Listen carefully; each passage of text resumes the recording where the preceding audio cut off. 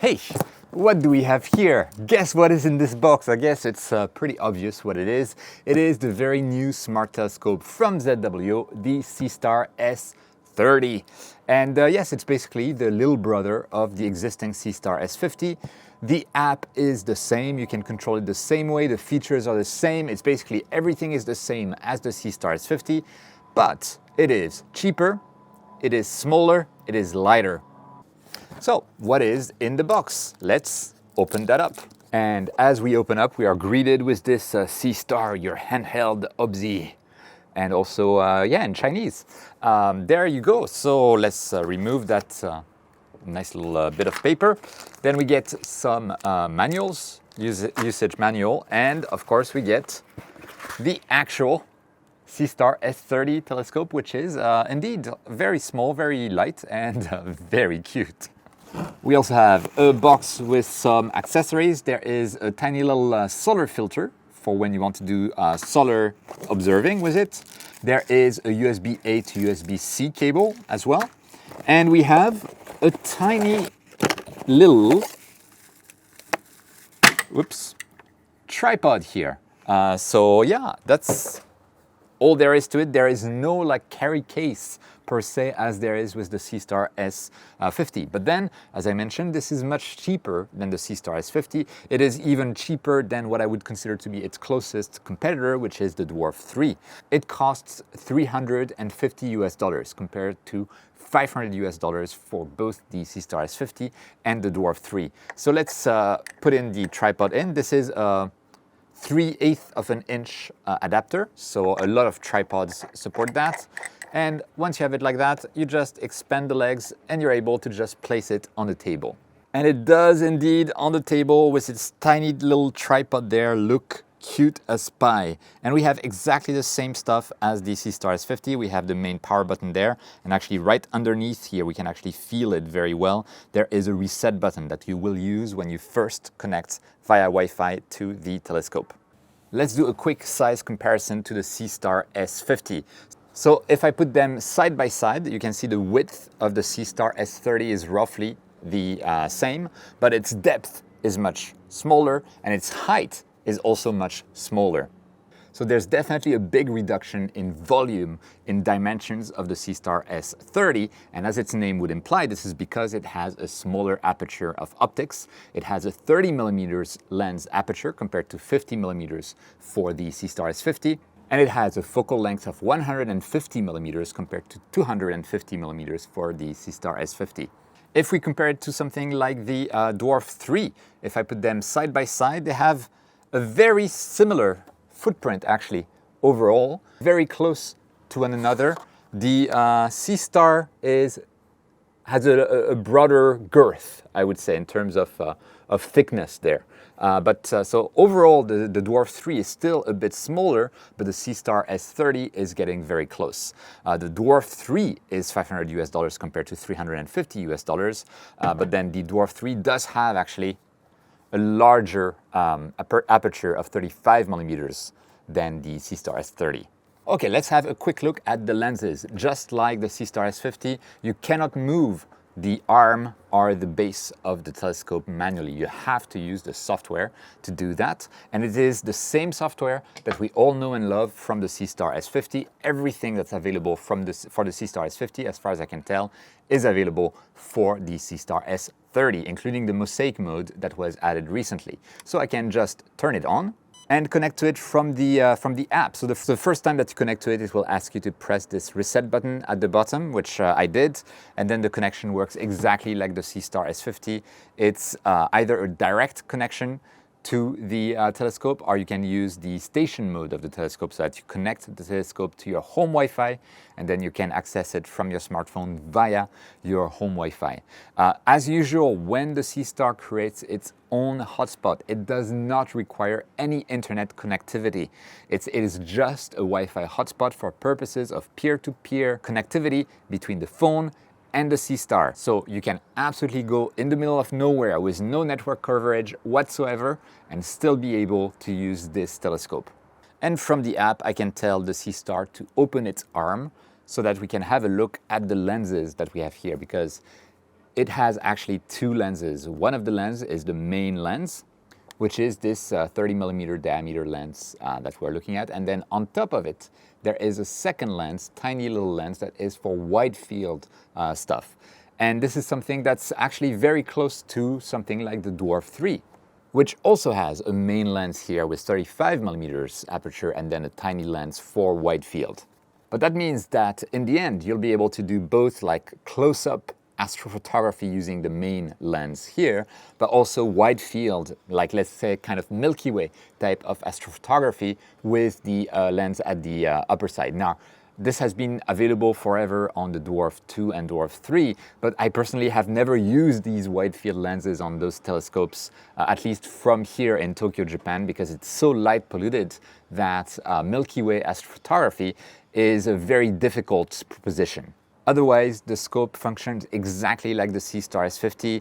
I can search for a target, I can say go gazing, and it will just go center it and start doing the light accumulation on the target. I can go to my Sky Atlas, say that I want, let's say M42, locate the target position, and I could say, yes, I want to do a mosaic like that, like a really wide field of view, and see like how I would center it, or maybe I want to go to the horse head, that kind of stuff. And then the SEESTAR S30 will do the work based on that.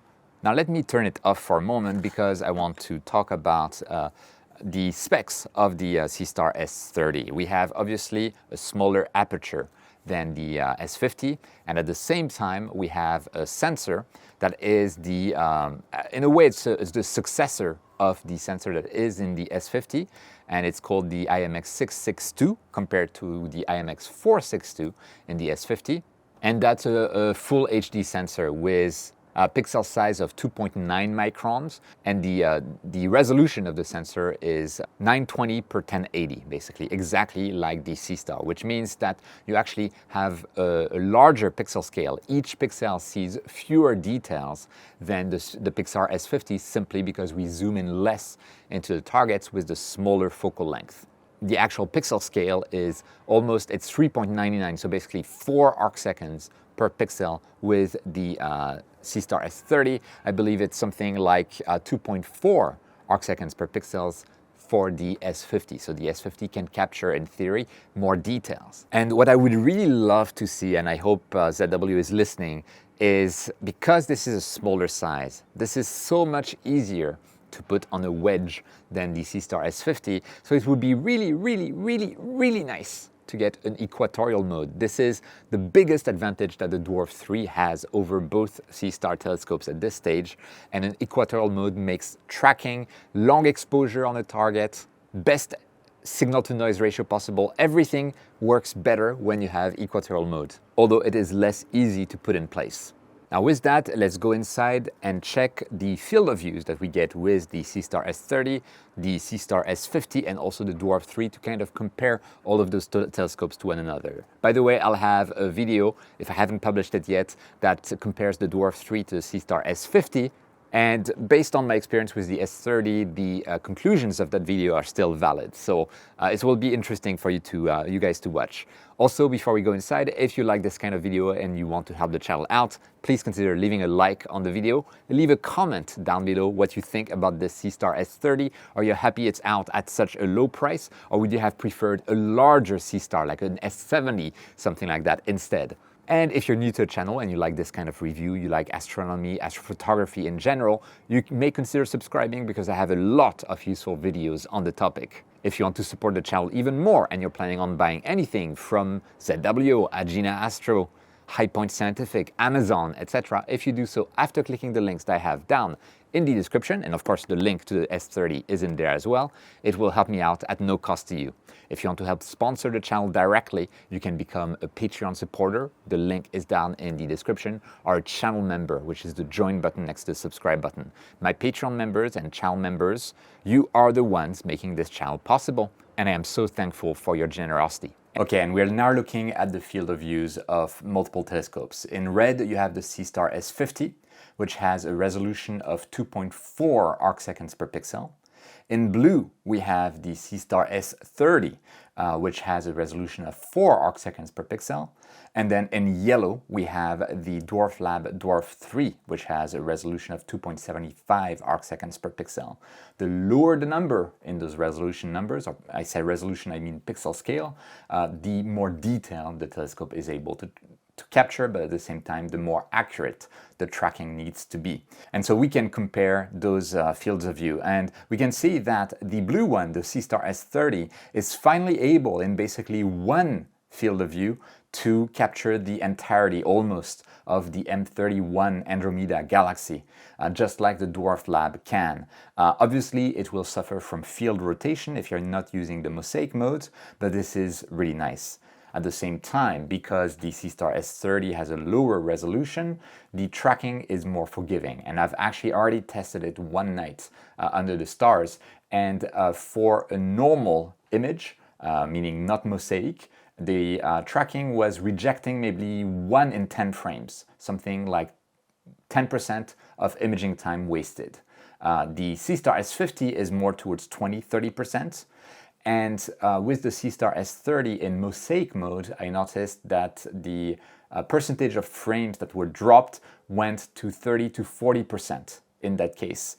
So mosaic mode, for some reason, impacts the tracking. Maybe the SEESTAR algorithm is not yet optimized enough to wait after a movement of the scope to another area of the field of view that we want to image. But this is something to keep in mind. Also, because the SEESTAR S30 has a much lower resolution or pixel scale, or larger pixel scale per pixel than the SEESTAR S50, it means that it is even less adapted to planetary photography and observation than the SEESTAR S50. And this is simply due to its 2.9 micron pixels paired with the 150 millimeters focal length. And even something like the sun will likely show fewer details on the SEESTAR S30 than it would on the SEESTAR S50. And actually, it is sunny outside, so let's go and have a look at how the sun will look like with the included solar filter on the SEESTAR S30. Okay, and we have the tiny little S30 together with the solar filter, and this is actually magnetic. You can just place it in, and it just like pops right into place. And then I can go into the app and basically select the sun. And now that I have the solar filter on, and note there is no solar filter for the upper lens because I think it's wide field enough that it doesn't risk anything by pointing towards the sun, just like an action camera doesn't risk being pointed at the sun. And we can go to, in the app, to solar system, sun, and I can say go gazing, and let's see what happens. It tells me, yes, install the solar filter, which is obviously done, and we can do installed and shooting. So now it's going to try and find the sun. Oh, and we have access to the secondary lens here on the top left. This is pretty cool. It's going into the completely wrong direction, but I have faith in it. I'm sure it will work. The fact that we have access to that additional lens there is actually really good to be able to center the sun, because it can act as a visor, effectively, or as a finder. And now it's slowly getting towards the sun. I'm wondering if it's going to do, oops, no. Manually center the sun. Tap and enter wide angle, center the sun, and enable tracking. Okay, because it went actually in the completely wrong direction. So now we are on the wide angle lens. So I'm going to move it towards the sun. And there it is, there's the sun. So I can use the controls to center the sun onto the cross. And yes, as we do that, we can see the sun appearing in our field of view of the main lens here. Oh, that is actually super cool. Okay, we have the sun more or less well centered there. And what we can do is use this little target icon on the right-hand side, which should basically start the tracking. And the tracking will now be more accurate. Got it.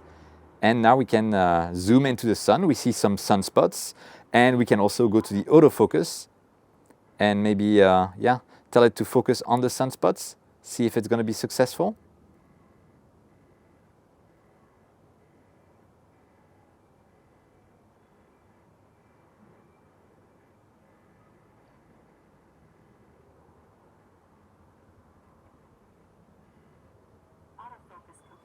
yeah, I think it was relatively successful. And we can see indeed the details of the sunspots on the sun. It is quite visible. It's just lower resolution than it would be with the SEESTAR S50. Still pretty nice to have that.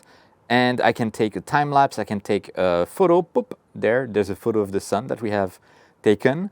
I can take another one, and I can zoom in 4 times and take another photo of those sunspots. We could also take a video and say we want a raw video of those sunspots to be able to stack later. And there it is, we have saved the video to the SEESTAR.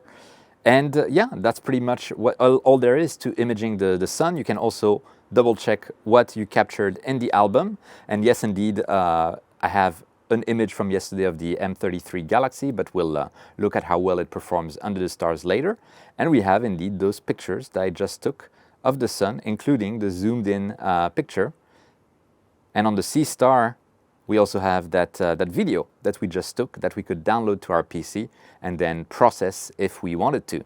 Okay, and that's it for sun observation. So now let's go under the stars to see how it performs. Okay, so I actually wanted to show you me using it during a clear night. And this morning between 3 and 5 a.m. it was supposed to be clear, but it wasn't. It just became clear as the sun was rising. And the forecast doesn't look good for the next week. So instead, I am going to give you my impressions while I was using it. I'll also put on the screen the result of just 2 minutes of imaging on M31, the Andromeda Galaxy, that I got a couple of nights ago with the SEESTAR S30. And for now, my impressions are basically it works exactly in the same way as the SEESTAR S30. And so, it was exactly the same. Point to your target, tap, it goes to it, it centers it, it starts imaging, and that's basically it. The only difference is that you get a wider field of view and you get fewer details due to the pixel scale of this tiny telescope of 4 arcseconds per pixel. I also haven't figured out yet how to use